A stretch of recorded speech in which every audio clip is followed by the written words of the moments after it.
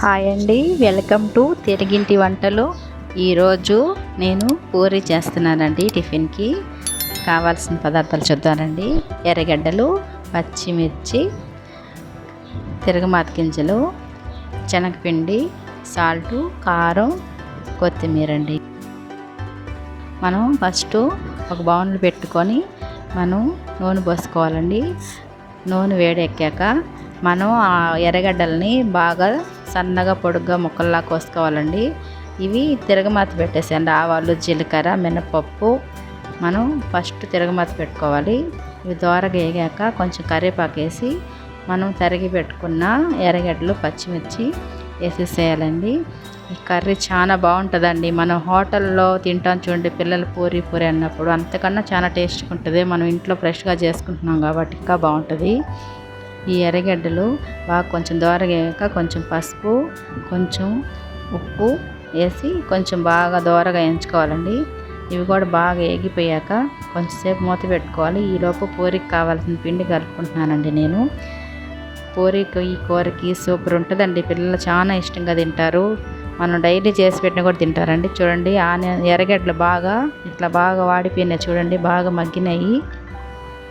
ఇప్పుడు మనం దీనికి తగినంత వాటర్ వేసుకోవాలండి. శనగపిండి మనం శనగపిండిలోనే కలుపుకొని వాటర్ పోసుకోవాలండి. మనం శనగపిండి ఇందాక పొడిగా చూపించా కదా, దానికి తగ్గట్టు ఆ కప్పు నిండా నీళ్ళు పోసి కలిపి మళ్ళీ ఒక కప్పు కానీ 1.5 కప్పు అయినా సరేనండి పోసుకోవచ్చు నీళ్ళు. మనం ఇంకేం దీంట్లో కారం అట్లాంటివి ఏమి వేయవసరం లేదండి. పచ్చిమిర్చి వేసాం కాబట్టి మనకి ఆ కారమే సరిపోతుంది.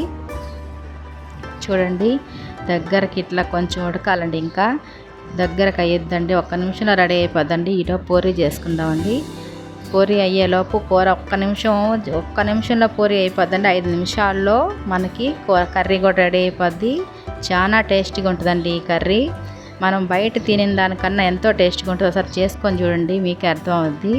బయట కన్నా కూడా పిల్లలు ఎంతో ఇష్టంగా తింటారండి మన ఈ పూరీని, కర్రీని. చాలా బాగుంటుంది. పూరి కూడా రెడీ అయిపోయిందండి. అప్పటికప్పుడు గోధుమ పిండి కలుపుకొని పూరి చేసుకుంటే ఆయిల్లో బాగా పీల్చకుండా ఇట్లా నీట్గా వస్తాయండి పూరీలు. పిండి నానకూడదండి పూరీకి ఎప్పుడు. పూరి రెడీ అయిపోయిందండి. కర్రీ కూడా రెడీ అయిపోయింది చూడండి.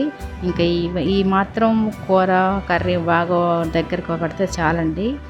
అంతేనండి, ఇంకా పూరి కర్రీ రెడీ అయిపోయింది. ఈరోజు పూరి కర్రీ రెడీ చేశానండి. 10 నిమిషాలండి రెండు కలిపి. మన టిఫిన్ త్వరగా చేసుకోవాలనుకున్నప్పుడు ఇది తప్పకుండా చేసుకోండి, చాలా టేస్టీగా ఉంటుంది. త్వరగా కూడా టైం ఎక్కువ కూడా పట్టదండి మనకి. కొత్తిమీర చల్లేస్తానండి. ఇంకా మా ఛానల్ని మీరు సబ్స్క్రైబ్ చేసుకోండి, లైక్ చేయండి, షేర్ చేయండి.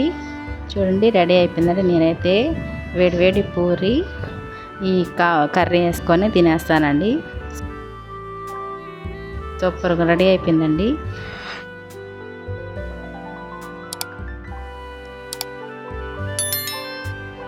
Thank you for watching.